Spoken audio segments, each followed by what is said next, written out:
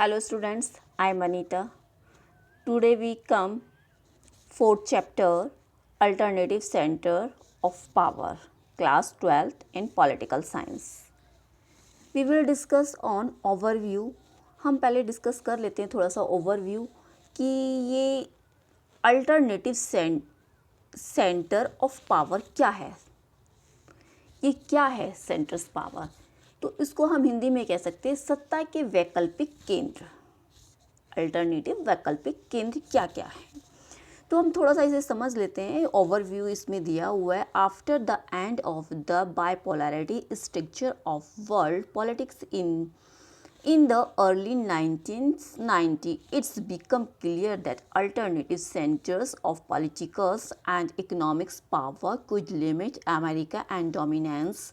Thus, in Europe and Europeans, EU, and in as Asia, the Associated of Southeast Asia nations, ASEAN have emerged as forced to reckon with will involving the regional solutions of their historical। देखिए बहुत सारी चीज़ें weakness ये आप reading कर सकते हो। Okay, मैं आपको जर्नली इसके बारे में बता देती हूँ कि ये क्या है। देखिए 1990 के जो एक सेंचुरी थी उस दशक में क्या हुआ था कि जब इसकी शुरुआत हुई थी 1990 के दशक में, इस सेंचुरी में जब शुरुआत हुई थी तो पूरे वर्ल्ड में दो द्रव्य व्यवस्था के मतलब कि टुकड़े मतलब कि टूटने के बाद, कहने का मतलब है कि वो जो दो एक पावर थी यूएसए एंड यूएसएसआर, उसके टूटने के बाद स्पष्ट हो गया था कि राजनीति में आर्थिक सत्ता के वैकल्पिक केंद्र कुछ हद तक अमेरिका के प्रभुत्व सीमा में थे। तो यूरोप में और यूरोपीय संघ और एशिया में दक्षिण पूर्व एशिया राष्ट्रों के संगठन, जिसे हम आसियान का कह सकते हैं कि उसका उदय हुआ था, उसने राइज किया था दमदार रूप में, शक्ति के रूप में। तो यूरोपीय संघ एंड आसियान दोनों ने ही अपने अपने इलाकों में चलने वाली ऐतिहासिक जो दुश्मनियां थी उसकी जो कमजोरी क्षेत्र में उसके लिए समाधान ढूंढा, और साथ ही उन्होंने अपने अपने इलाकों में अधिक से अधिक शांतिपूर्ण और सरकारी जो क्षेत्रीय व्यवस्था थी उसको विकसित करने के ऊपर एक व्यवस्था की और उसे बनाया और उस पर काम किया। और चीन के जो आर्थिक उभार आया था, उसका जो एक प्रोग्रेस हुई थी जो विश्व में राजनीतिक, और ये काफ़ी ही नाटकीय मतलब ड्रामेटिक्स वे में हुई थी। तो इस चैप्टर में हम इसके बारे में थोड़ा सा डिस्कशन करेंगे और पढ़ेंगे।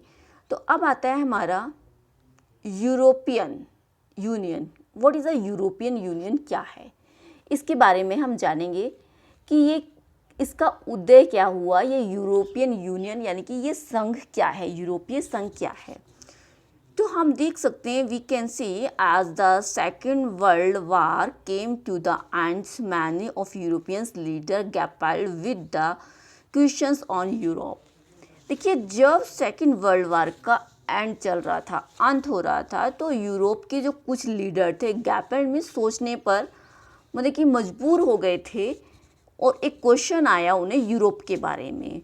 Should Europe be allowed to reverts to its old rivalries or in reconstructed of the principle and institutions that would contribute to a positive conceptions of international relations। Means हम कह सकते हैं कि भाई क्या हुआ था जब दूसरा विश्व युद्ध समाप्त हुआ था, तब यूरोप के अनेक नेता यूरोप के सवालों को लेकर बहुत परेशान थे कि क्या यूरोप को अपनी पुरानी जो दुश्मनी थी उसे फिर से शुरू करना चाहिए या नहीं करना चाहिए। इसके ऊपर बड़ा कॉन्फ्लिक्ट चल रहा था कि एक अंतर्राष्ट्रीय इंटरनेशनल जो रिलेशंस थे उसमें जो एक पॉजिटिव योगदान था, सहयोग था, उसके सिद्धांत और संस्थाओं के आधार पर उन संबंधों को नए सिरे से बनाना चाहिए, उनका ये विचार आया। बट जब सेकेंड वर्ल्ड वार ने उन्हें अनेक मान्यताओं की व्यवस्थाओं को मतलब कि ध्वस्त कर दिया था, बेकार कर दिया था, जिसके आधार पर यूरोपीय देशों के आपसी संबंध बने, और 1945 में यूरोपीय देशों ने अपनी अर्थव्यवस्था की जो बर्बादी थी उसको उसको जो झेलनी पड़ी थी उन मान्यताओं को ध्वस्त होते हुए देख लिया था, जिस पर यूरोप खड़ा हुआ था, उसकी नींव पर यूरोप खड़ा हुआ था, फाउंडेड हुआ था। तो Europe integrations after 1945 was added by the cold war. America extended massive financial help for revision. अब हम समझ सकते हैं, देखिए इसमें क्या हुआ था भाई, जब ये पूरा ध्वस्त हो गया था तो 1945 के बाद यूरोप के देशों में मेल मिलाप होने लगा था। तो जब कोल्ड वार की जो उसमें मदद करना जब उसका चल रहा था, तो अमेरिका ने यूरोप की जो इकोनॉमिक्स थी, अर्थव्यवस्था के जो पुनर्गठन के लिए ज़बरदस्त मदद की थी उसने। इसे मार्शल योजना या मार्शल प्लान के नाम से भी जाना जाता है। जब अमेरिका ने यूरोप की मदद की थी तो इस प्लान को मार्शल प्लान के नाम से जाना जाता है। अमेरिका ने नाटो के तहत भी सामूहिक सुरक्षा व्यवस्था को जन्म दिया था, क्योंकि नाटो का हेल्प लेकर भी उन्होंने इसकी मदद की थी मार्शल योजना के तहत ही। 1948 में यूरोपीय जो इकोनॉमिक्स सहयोग जो उसका एक ऑर्गेनाइजेशंस थी उसकी स्थापना की, जिसके माध्यम से, यानी कि जो उसका वे बना था कि पश्चिम यूरोप के देशों को आर्थिक मदद दी गई। और ये एक ऐसा मतलब कि सहयोग था कि मंच बन गया जिसके माध्यम से पश्चिम यूरोप के देशों में, हम देख सकते हैं इधर, ये देखिए,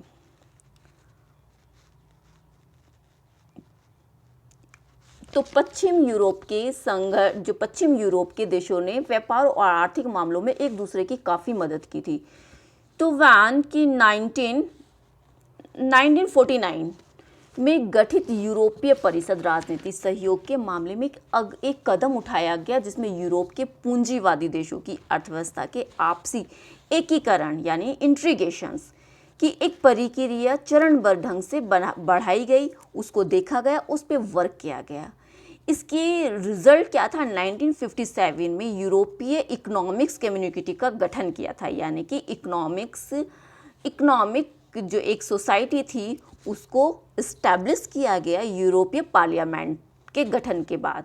जब हमारा उनका पार्लियामेंट्री सिस्टम डेवलप हुआ या ऑर्गेनाइज किया गया, उसको डेवलप किया गया, खड़ा किया गया, स्टैंड किया गया, राजनीतिक स्वरूप उसको दिया गया।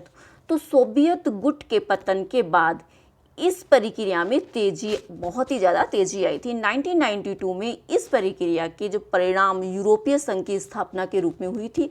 तो यूरोपीय संघ के रूप में समान विदेश और सुरक्षा नीति, आंतरिक मामलों, न्याय से जुड़े सभी मुद्दों और एक समान मुद्दों को चलाने के लिए एक रास्ता, एक पाथ तैयार किया गया था, एक वे बनाया गया था जिस पे वर्क किया जाए। Next, the European union has involve over time from an economics union to N.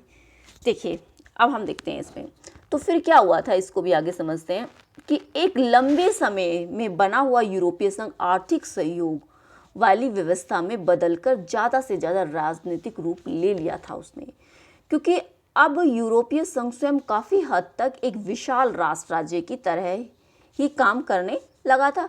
हालांकि यूरोपीय संघ का एक संविधान बनाने की कोशिश तो असफल रही, लेकिन इसका एक झंडा, इसका एक एंथम है जिसकी स्थापना दिवस और अपनी मुद्रा, उसकी मुद्रा कौन सी है? यूरो। अन्य देशों में संबंधों के मामले में इसमें काफ़ी हद तक साझी विदेश और सुरक्षा नीति भी बना ली गई है। नए जो मेंबर्स हैं उसमें शामिल हुए हैं यूरोपीय संघ ने, उन्होंने सहयोग दिया है, उसके दायरे में विस्तार किया है, उसके जो एक लिमिट है उसमें एक्सटेंड किया, उसको विस्तार किया है, उसमें कि नए सदस्यों में विस्तार किया है, उसकी कोशिश की गई। नए जो सदस्य मुख्यतः जो पास्ट में थे, सोवियत खेमे के थे, वे प्रक्रिया मतलब कि आसान, ये प्रक्रिया कोई आसान और इजी नहीं थी, जिसमें कि अनेक देशों के लोग इस बात को लेकर खास उत्साहित भी नहीं थे कि भाई ऐसा क्यों किया जाए। देखिए यहाँ हम देख सकते हैं,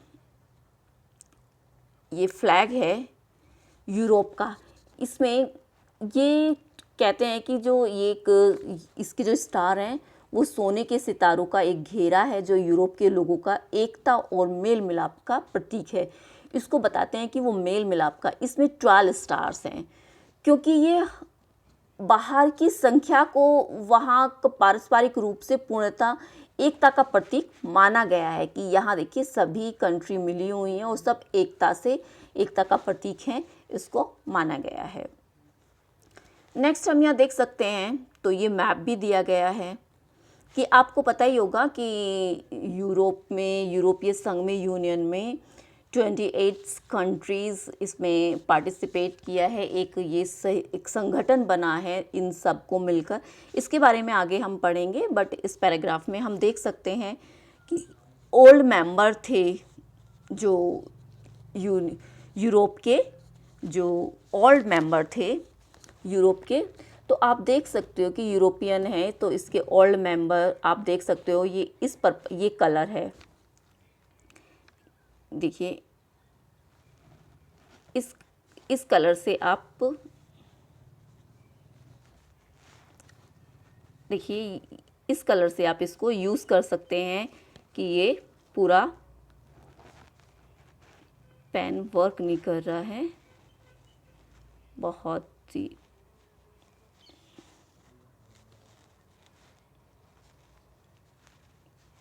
ये देखिए पूरा इस कलर से आप देख सकते हैं, ये ओल्ड वाले हैं और ये ब्लू कलर जहाँ भी है ये ब्लू कलर, ये सारे न्यू हैं। तो आप ये देख सकते हैं कि पहले कौन से ओल्ड मेंबर्स और न्यू मेंबर्स जो बाद में एडिड हुए हैं, इसके बारे में हम चर्चा कर सकते हैं। अब सीधी सी बात ये आती है भाई, देखिए कि मेंबर्स स्पेशली फ्रॉम द, देखिए क्या था उनकी जो ताकत उनके देश की सरकार को हासिल थी कि अब वह यूरोपीय संघ को दे दी जाए कि यूरोपीय संघ कुछ देशों को शामिल करने के सवाल पर भी असहमति जता रहा था क्योंकि यूरोपीय संघ का आर्थिक, राजनीतिक और कूटनीतिक सैनिक प्रभाव बहुत ज़बरदस्त था। 2016 में यह दुनिया की सबसे बड़ी अर्थव्यवस्था थी और इसका घरेलू उत्पादन 17,000 अरब डॉलर से ज़्यादा था, जो अमेरिका के ही लगभग है।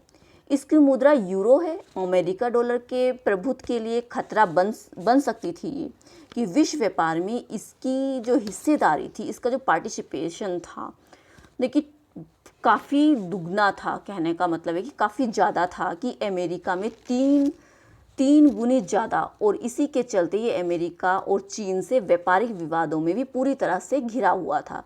इसकी आर्थिक शक्ति का प्रभाव इसके नज़दीक देशों पर ही नहीं बल्कि एशिया, अफ्रीका के दूर दराज इलाकों पर भी जो देश थे विश्व व्यापक संगठन जैसे अंतर्राष्ट्रीय व्यापार संगठन के अंदर इसका महत्वपूर्ण समूह में काम किया। तो यूरोप में तो हम कह सकते हैं कि भाई यूरोप ने काफ़ी हद तक बहुत अच्छा रिस्पॉन्स दिया है। यूरोप के 2 सदस्य देश जैसे ब्रिटेन और फ्रांस आदि परिषद के स्थायी सदस्य हैं, राइट। जैसे यहाँ हम कि स्थायी यूरोपीय संघ के 2 स्थायी सदस्य ब्रिटेन और आपको हमेशा याद रखना है कि 2 स्थायी सदस्य हैं इसके यूरोप के, कि ब्रिटेन और फ्रांस जो सुरक्षा के मतलब कि जो कहना चाहिए उनके डिफेंस मेंबर्स हैं। यूरोपीय संघ के कई और देश सुरक्षा परिषद को हम देख सकते हैं कि दिनों में प्रभावित किया गया था। एक उदाहरण है कि एक एग्जांपल ले सकते हैं कि चीन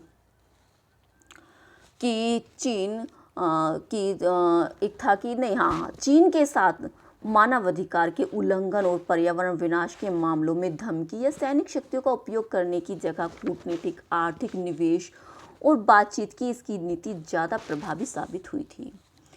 तो इसमें हम देख सकते हैं कि जो सैनिक, जो इनकी एक मिलिट्री द यूरोप की जो एक मिलिट्री जो यूरोपीय संघ है, इसकी मिलिट्री जो पावर थी, सैनिक ताकत के हिसाब से यूरोपीय संघ के पास दुनिया की दूसरी सबसे बड़ी सेना है। अगर हम देखें तो मिलिट्री पावर में देखें तो वर्ल्ड में 2nd नंबर पर ये आता है। इसके पास इसका बजट भी काफ़ी अच्छा है और अमेरिका के बाद इसी का नंबर आता है। ब्रिटेन और फ्रांस के पास परमाणु हथियार तो हैं और उनका अनुमान भी है कि इसके जखीरे में करीब कम से कम 550 परमाणु हथियार हैं, न्यूक्लियर वेपन्स हैं। अंतरिक्ष विज्ञान और संचार प्रौद्योगिकी के मामले में भी यूरोपीय संघ का दुनिया में दूसरा स्थान है। भाई ये काफ़ी पावरफुल है, ऐसे वैसी बात नहीं कि हम इसको ऐसे ही समझें। देखिए फिर है कि अंतर्राष्ट्रीय संगठन के तौर पर यूरोपीय संघ आर्थिक, राजनीतिक और सामाजिक मामलों में दखल देने में बिल्कुल भी सक्षम नहीं है, लेकिन अनेक मामलों में इसके सदस्यों देशों की अपनी अपनी विदेश नीति होती है। कई बार वो एक दूसरे के खिलाफ भी होते हैं। यही कारण है कि इराक और अमेरिका हमले में ब्रिटेन के प्रधानमंत्री टोनी ब्लेयर जो थे उनके साथ ही, लेकिन जर्मनी और फ्रांस इस हमले में खिलाफ थे, वो इसके अपोजिशंस में थे। यूरोप का जो संघ था, यूरोपीय यूनियन के कई नए सदस्य देश भी अमेरिका गठबंधन में थे, जो यूरोप के कुछ हिस्सों में यूरो को लागू करने के कार्यक्रम को लेकर काफ़ी नाराज़गी उन्होंने जताई थी। यही कारण है कि ब्रिटेन की पूर्व जो प्रधानमंत्री थे, जिसको हम कह सकते हैं कि मार्गरेट थैचर, ने ब्रिटेन को यूरोपीय बाजार में अलग रखा। डेनमार्क और स्वीडन ने maastricht संधि, एक समझौता था उनका, उसको एक साझा मतलब कंबाइंड किया। यूरोपीय मुद्रा यूरो को मानने का प्रतिरोध किया गया कि इसमें विदेश और रक्षा मामलों में काम करने की यूरोपीय संघ की क्षमता सीमित होती है। तो ये सब चीज़ें हमने इसमें पढ़ी और समझी। नेक्स्ट हमारा इसके बाद टॉपिक होगा, आपने यूरोपीय यूनियन को समझ ही लिया है कि वो क्या है, राइट। इसके बाद हम पूरा इसके बारे में, ये मैप भी है, आप इसको देख सकते हैं। 2003 में यूरोप संघ ने एक साझा संविधान बनाने की कोशिश की गई थी, ये कोशिश नाकाम रही। इसी का एक एम करके लक्ष्य तो उन्होंने कार्टून बनाया। कार्टून में यूरोपीय संघ को टाइटैनिक जहाज के रूप में क्यों दिखाया गया, इसका ये मेन है, ये इनका स्टार है, आप देख सकते हैं, ये इनका फ्लैग है। तो स्टूडेंट्स, आपने यूरोपीय यूनियन को अच्छी तरह समझ लिया होगा, यूरोपीय संघ क्या है। नेक्स्ट टॉपिक हम नेक्स्ट वीडियो में लेके आएंगे, associate of south east Asia Nations, ठीक है। तो हम इसके बारे में नेक्स्ट टॉपिक में, नेक्स्ट वीडियो में आपके पास लेके आएंगे, क्योंकि बहुत बड़ा हो जाता है तो बच्चे अच्छे से, स्टूडेंट समझ नहीं पाते हैं, बोर होते हैं। तो इसीलिए छोटी छोटी वीडियो बना के आप इजीली, बट पूरी वीडियो देखिए, स्किप मत कीजिए, स्किप करेंगे तो आप समझ नहीं पाएंगे। Okay students, thank you friends, मैं फिर नई वीडियो को लेके आती हूँ आपके पास।